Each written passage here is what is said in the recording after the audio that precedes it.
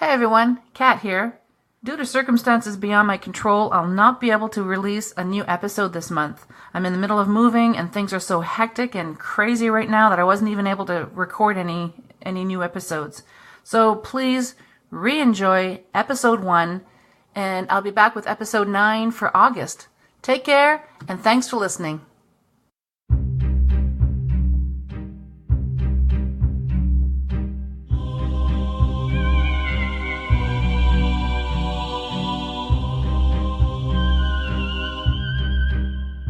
Welcome to Paranormal Heart, a place where people can talk about their paranormal experiences. With your host, Kat Ward.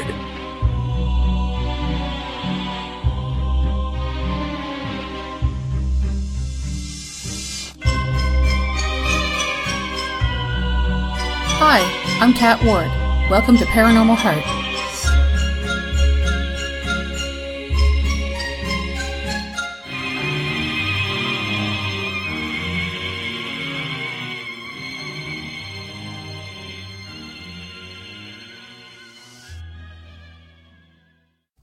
Hey everyone, thanks so much for joining me. This is Paranormal Heart's pilot episode, and I'm very, very excited to introduce to you my very first guest. Please help me welcome Tracy Moore. Hi Tracy, thanks so much for joining me and being my very first guest. Hi Kat, it's an honor. I really appreciate that you thought of me, and I'm really excited about your new show. With all the experience that you have and knowing you like I do from our online communities that we're mutual parts of, I think your show is going to be great. Oh, thank you so much. And like I told you before, I'm very honored that you accepted to be my very first guest. Well, thank you. So, as you know, the premise of the show is I wanted to start a podcast where people could call in and tell me about their paranormal experiences, because we all know in the paranormal community, when you have experiences, it can be really traumatizing and stressful, especially when people, they're going to laugh at you a lot of times, even family and close friends. They won't believe you. So this is just a place where people can come, hang out, tell me their experiences, and hopefully that'll help them to realize that they're not by themselves and these experiences really do happen. I love that idea, and I think it's important that that you decided to take this approach, because growing up having experiences from a very young age myself, I can completely relate to that. And I know that a lot of your future guests and people who are listening are going to find a lot of comfort in hearing other people talk about going through similar things, no matter, even if the presentation is a little different or whatever. Because people can be just very dismissive and downright rude, and it's really great that we have ways to communicate with each other that we didn't have back when you and I were growing up, because back then you pretty much had to go it alone, so you didn't really have these spaces where you could go and listen to other people talk about their stuff and try to wrap your brain around the fact that you're not crazy like your mom or dad might be telling you are. So this Exactly. is awesome. Thank you. Yeah, and I'm just really hoping that more people will come, will come forward and just discuss things that they've experienced. And hopefully, like I said earlier, that'll make them realize that, hey, I'm not the only one out there. I'm not crazy. And there actually is someone who's going to listen to me, who's not going to be judgmental. Yes. And I think it's important, too, to have different perspectives when it comes to the paranormal, because you have people having experiences from all different kinds of backgrounds, different groups of people with different belief systems. And it's really good to be able to have several different viewpoints on it, because myself, I was raised in a very, very conservative Christian type household. And so from my family's perspective, the things that were going on and the things that I was experiencing were viewed as something evil something that you just didn't talk about, something from the devil. I was even accused of being in league with the devil when I was probably around 10, which was interesting. Oh, wow. So, to have people who are coming from different backgrounds and perspectives, I think will be extremely helpful so that people can see that all across the board, there are people having experiences, that it's not just within their particular belief core system. Because if I had known when I was a child that there were people who had no religion at all who were having experiences, that would have been so helpful to me, because it's like, okay, that would have helped me to be able to realize at that point in my life that this really doesn't have anything to do with the devil at all. Exactly. Yeah, and it's amazing how when people find out that, my background is I started off as a paranormal investigator, as you know. When people find out that was my background, it's amazing how many people open up. And it's always fascinated me how it doesn't matter what religion you are, what skin color you are, what culture you have throughout history. Everyone has always had some kind of a paranormal experience. And to me, that's really fascinating. And I'd like to know why. Well, I would like to know why too. And I think, at this point in time, about all we can do is speculate, because, things are, science is emerging at rapid rates, but there's just so much that, we haven't had an explanation for yet, or any way of proving certain things. But I just think that, when you have similar experiences that go on such a wide range of locations and groups of people and belief systems and subsets of people, that just kind of goes to show that, that's a pretty universal thing. So it must be something that is not able to be put in any specific definitive box, at least at this moment. And I think that in and of itself is pretty comforting myself. I totally agree. Yeah. Well, with all that being said, why don't you start telling us about your experiences that you've had growing up? And feel free to go into as many details as you possibly can. Okay. Well, I grew up in a really, really interesting house. It was a house that my grandfather built himself on a piece of property that his family owned and gave to him after he got married to my grandmother. And so the house itself was a new construction, but he built it out of reclaimed wood that he just found from, all over the place, even some old barns and old houses that were torn down. You have to remember, this was back in probably the early 1940s. And so back then, people didn't exactly have like the little prefab kits like they do now when it comes to putting together houses. So it's interesting to me that the house that I grew up in, I had a lot of experiences there, and it wasn't just me. There were several members of my family. You could be in that house completely by yourself and be down in the basement and hear footsteps clearly in the main living area above your head. No one's there. Doors would just randomly open and close. One time in particular, I can remember sitting on the couch with my mother. We were watching a movie, and there was a series of 3 knocks on the wall. And we thought, well, my dad wasn't home from work yet, so we thought maybe we hadn't heard him pull in and he was just being funny. And he wasn't. So we were sitting there. We just kept watching the movie. 3 knocks happened again. So we thought maybe it was my grandfather, because he lived next door. Nobody came in. We looked out. He wasn't there. So we sat back down on the couch. 3 more knocks, and then this huge oil painting that hung on that wall just started swinging, like madly swinging on the wall, back and forth, like someone had just walked up and smacked it from the side. And it just went ahead and, kept swinging until it stopped, and nothing else happened at that particular time. But there was no one around. So that was, one of the earlier experiences that I can remember. How old were you then? That one, I was probably around 7. Now, there was one actually that was even earlier than that, when my grandmother was still alive. She passed away when I was 6. So I would say probably around 5 to 6 years old, because it wasn't that much longer until she passed away. But it was my grandmother, my mother, my older sister, and myself. We were sitting outside. We had this patio that was detached from the house and overlooked the hill going to the driveway. And we were sitting there and we kept hearing something. It was an old gravel driveway. We could hear something metal dragging up this driveway. And we're sitting there trying to figure out what it was. It was late at night, summertime, completely pitch dark. We lived out in the middle of nowhere. And this noise just kept coming closer and closer.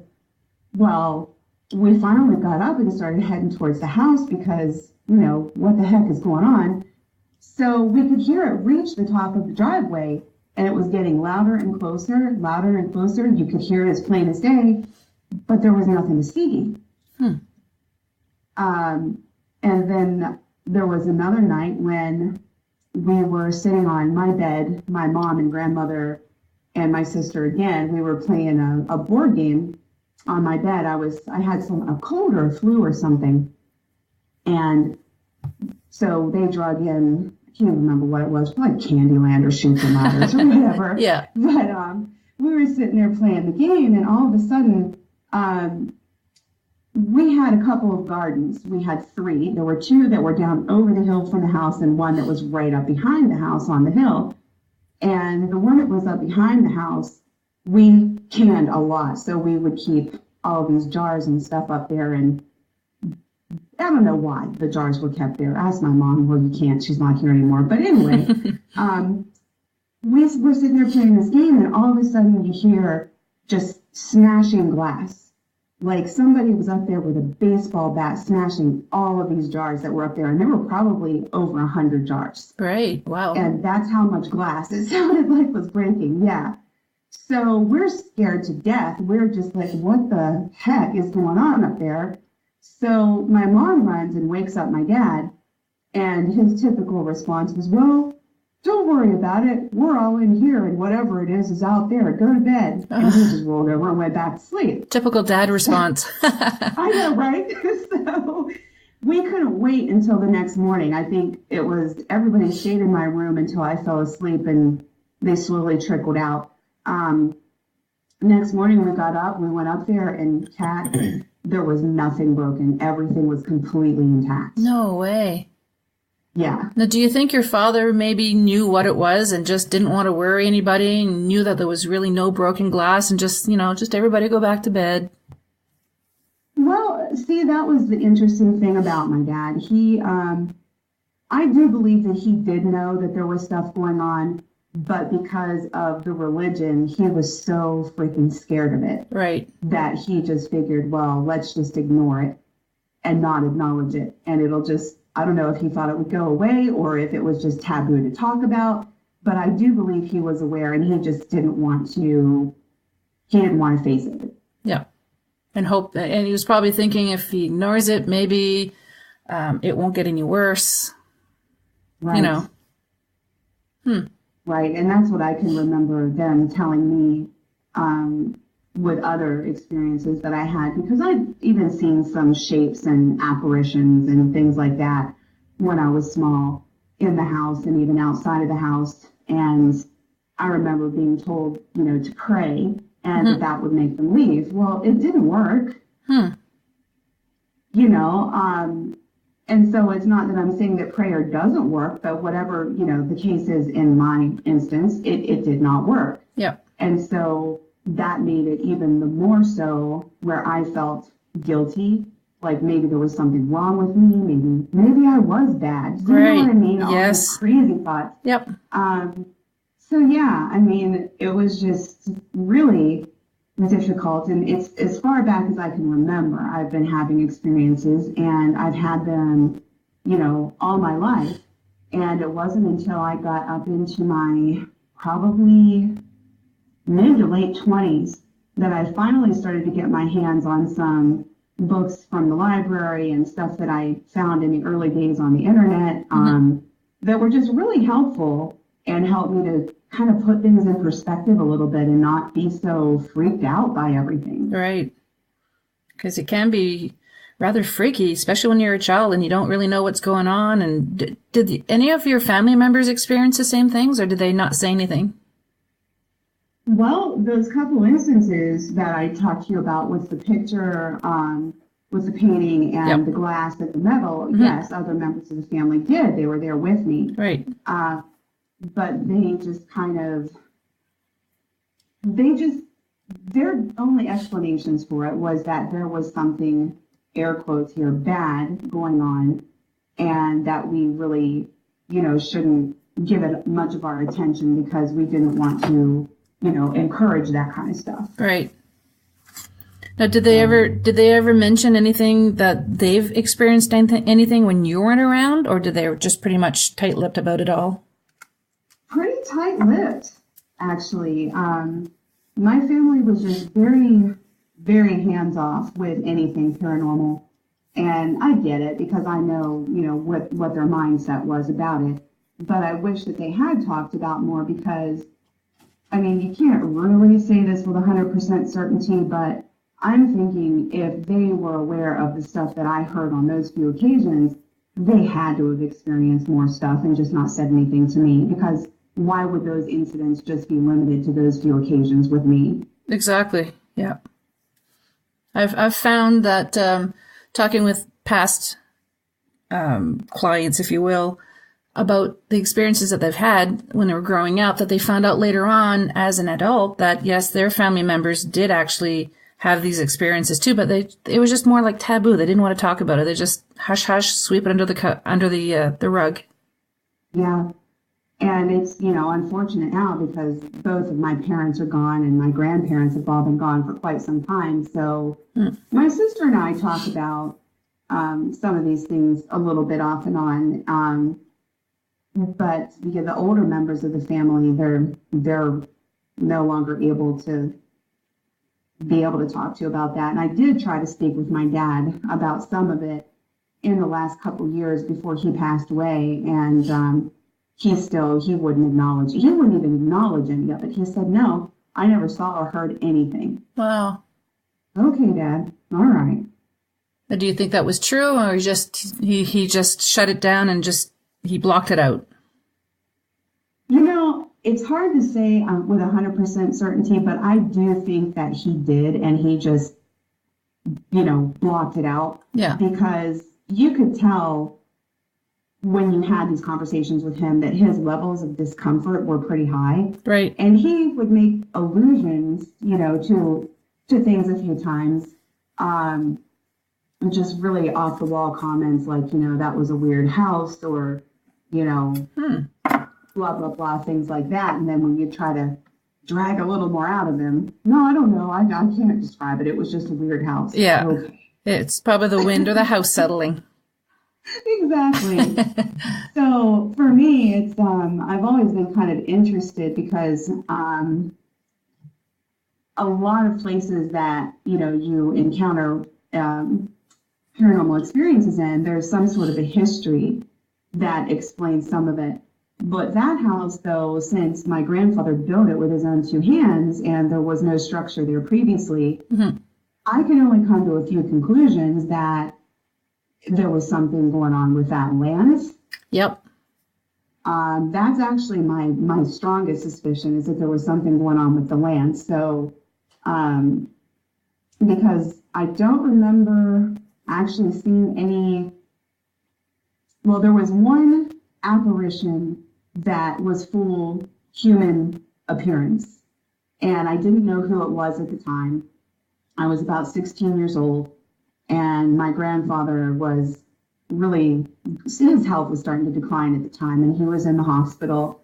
And I went past his bedroom, and there was a lady in there standing by his bed crying, and she was saying his name. And I'm like, what the hell is going on in here?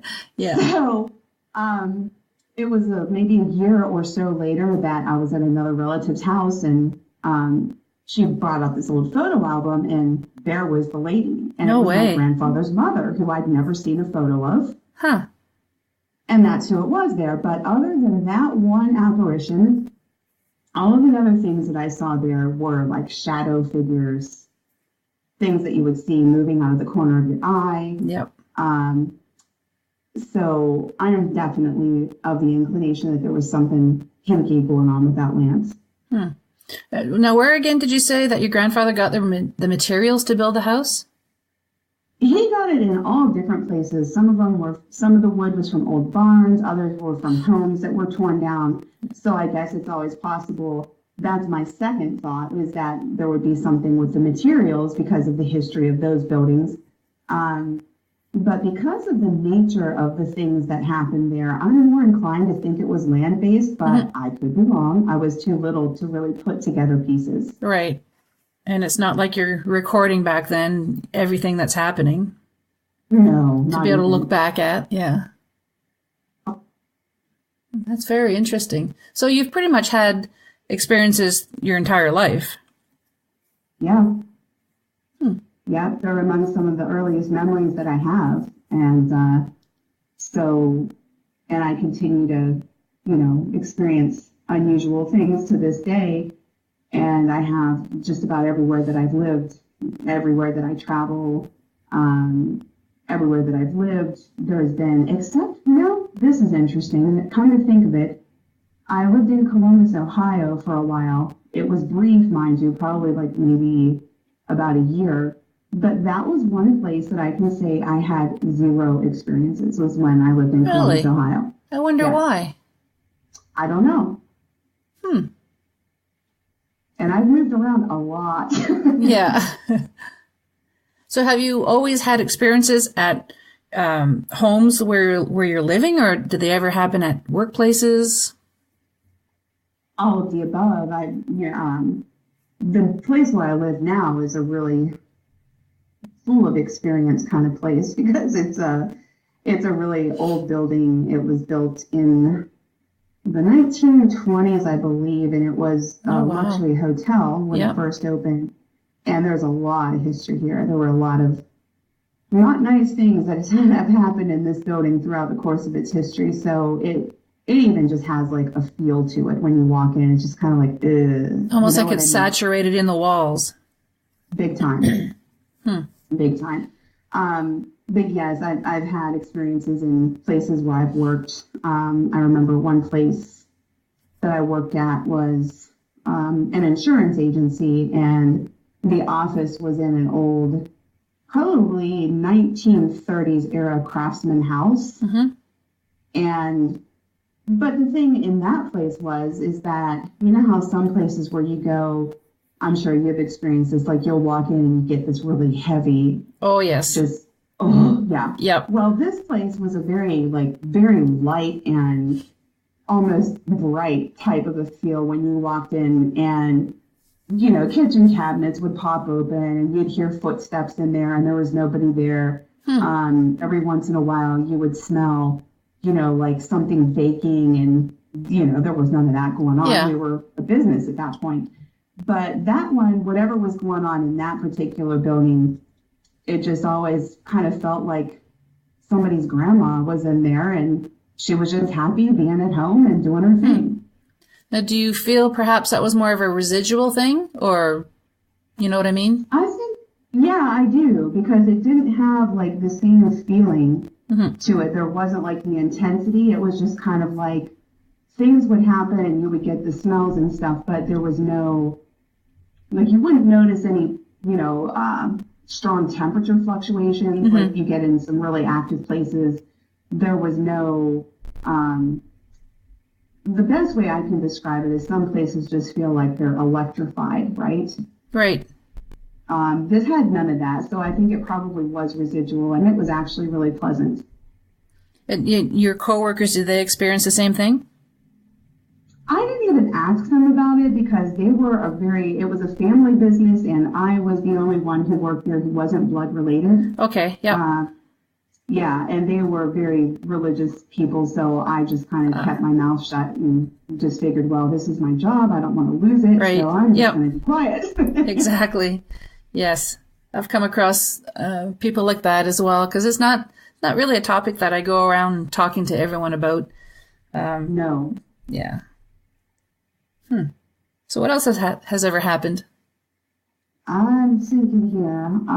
Well, all right. There was, trying to remember, it was probably 2006 or 2005. No, it was in 2006. My ex-husband and I, we lived in Florida, and we had just gotten married, and we were on our honeymoon, and we didn't have a lot of time, so we just took like a super long weekend in St. Augustine. And a lot of people who will hear this and maybe even you, St. Augustine is the oldest settlement in the United States. It was founded by the Spanish way back in, I want to say 1500, something like that. Don't quote me on that, but it is the oldest city in the United States. And there's a lot of history there. It's probably one of the more active locations in the country. I would say probably right up there with Savannah as far as paranormal activity. So we went there, and he was definitely not the sort of person who had any appreciation for the type of stuff that I have experienced in my life at all, and he didn't want to hear about it. But then he started to get curious because one night we were walking around, we had just gotten back from the beach, and we were back in the historic downtown, and he saw that there was a ghost tour walking around. Interesting. And so he suggested that we go on this ghost tour. And I said, okay. So we went to check it out, and the tickets were just super expensive. And I thought to myself, I'm not going to pay that much to go on this ghost tour. This is just ridiculous. And it was very, very dramatic. Like the guy who was leading the tour was wearing like this old style, like something you'd see in Dickens. He was wearing like this cloak, and he had on like a top hat. Yep. And he's doing all this dramatic stuff. And I know that's what people want. But to me, it was just like, oh, really? No.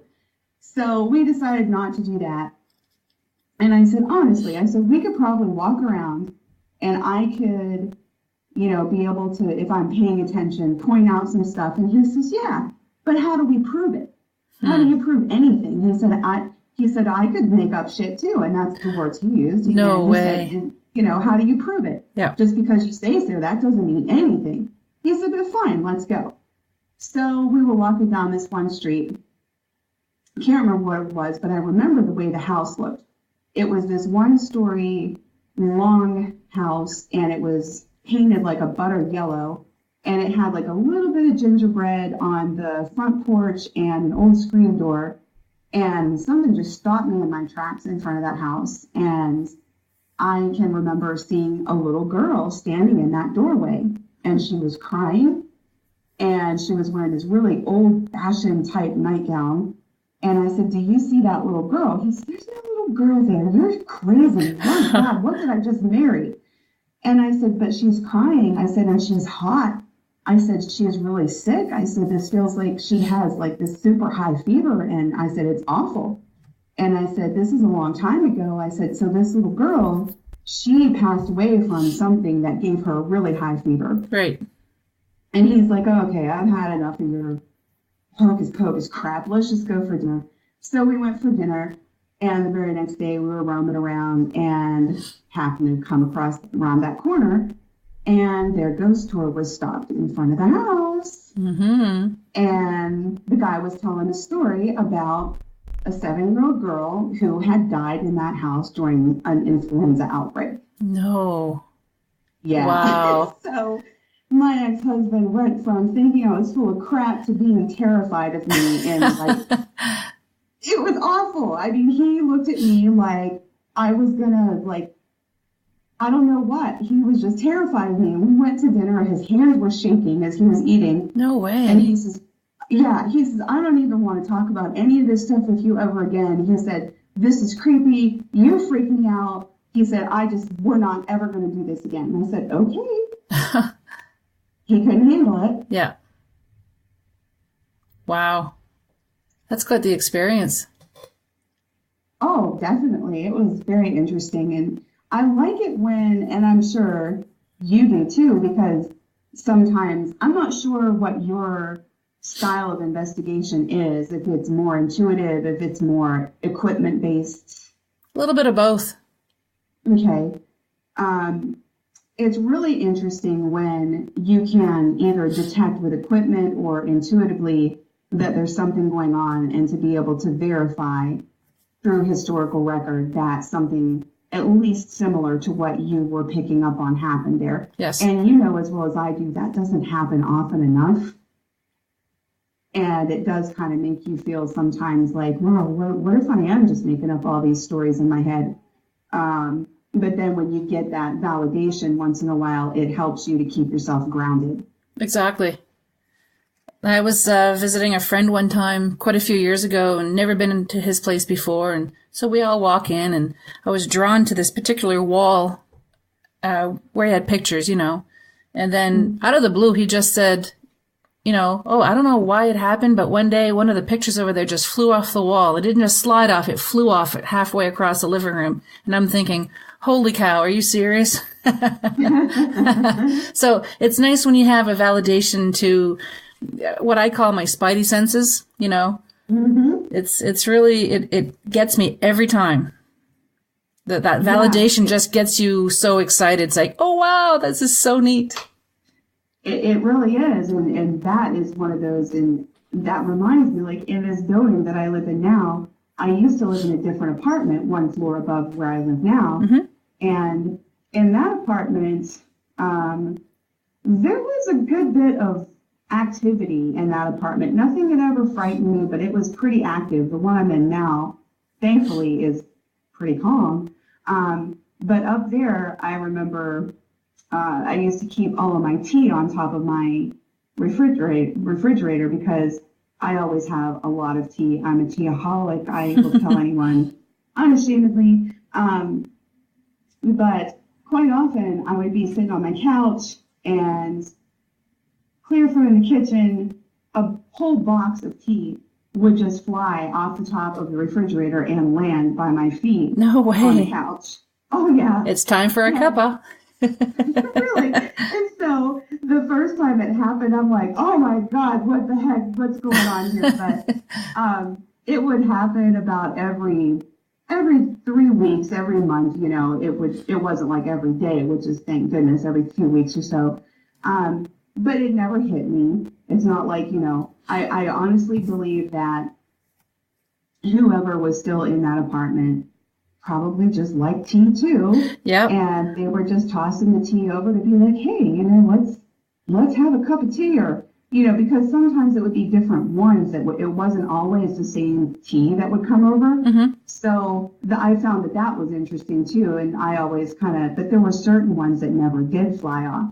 So I think that they were even letting me know which ones they liked more, but that could just be coincidence. Did you ever make a second cup of tea? I did. Oh, really? That's I did, interesting. And one night I made the second cup of tea, and I sat down with my electronic recorder, mm-hmm. and I just did a little EVP session in there. I only ever did one. I've never been real heavy into trying to do that. But I made that cup of tea, sat down at my table with the other one across from me, and I just asked if there was anyone there with me. And when I did playback, this is Roger. No way. Huh. Yeah.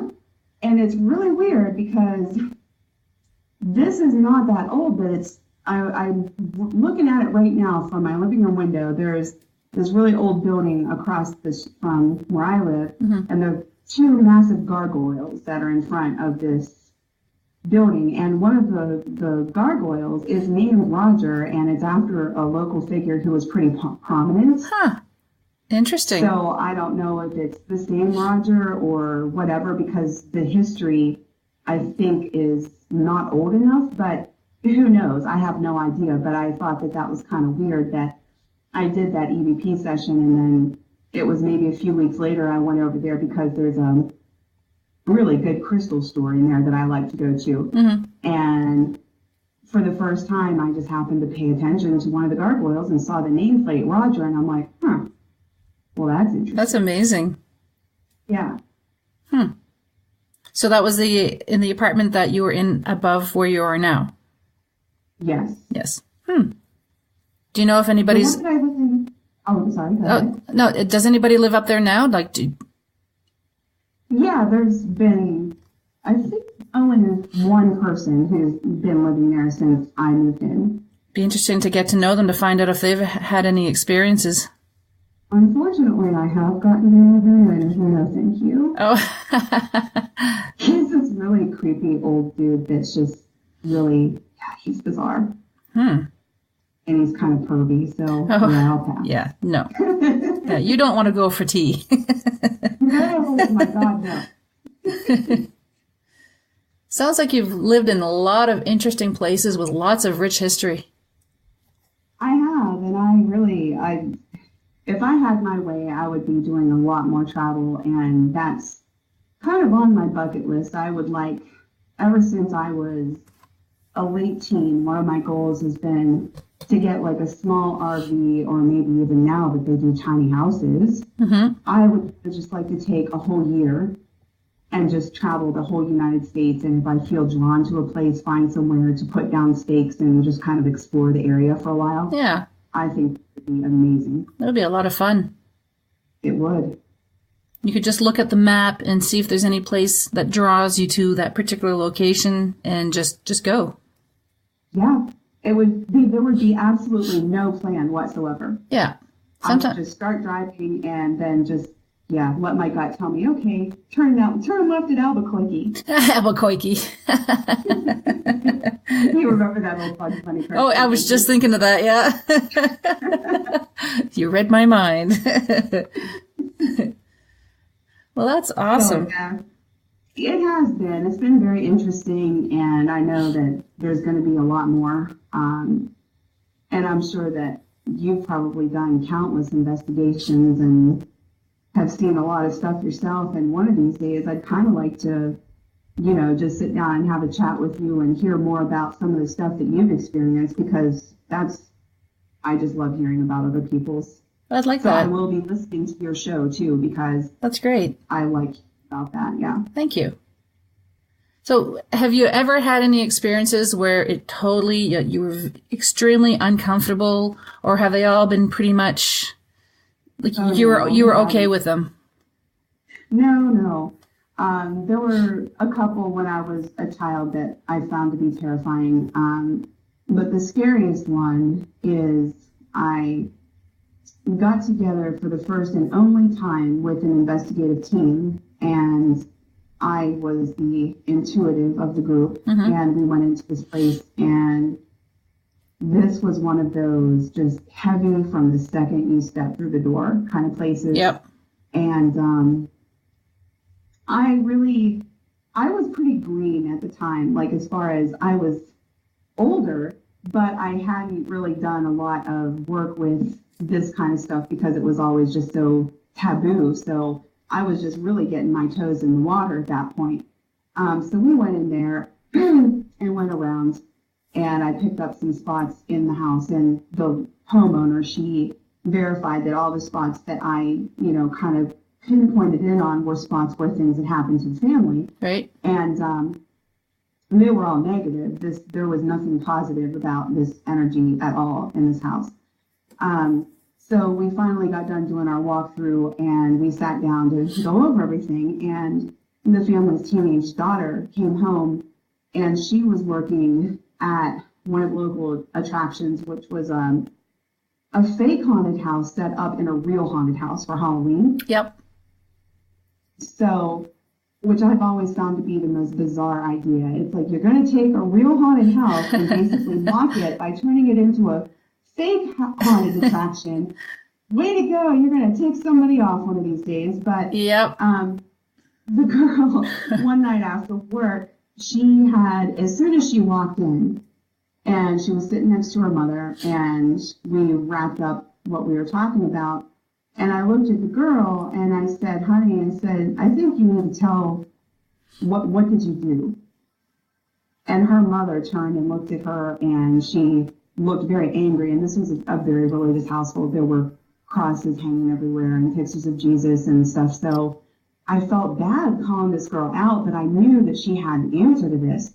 So what they had done is, one night after the attraction closed, somebody had brought in a Ouija board.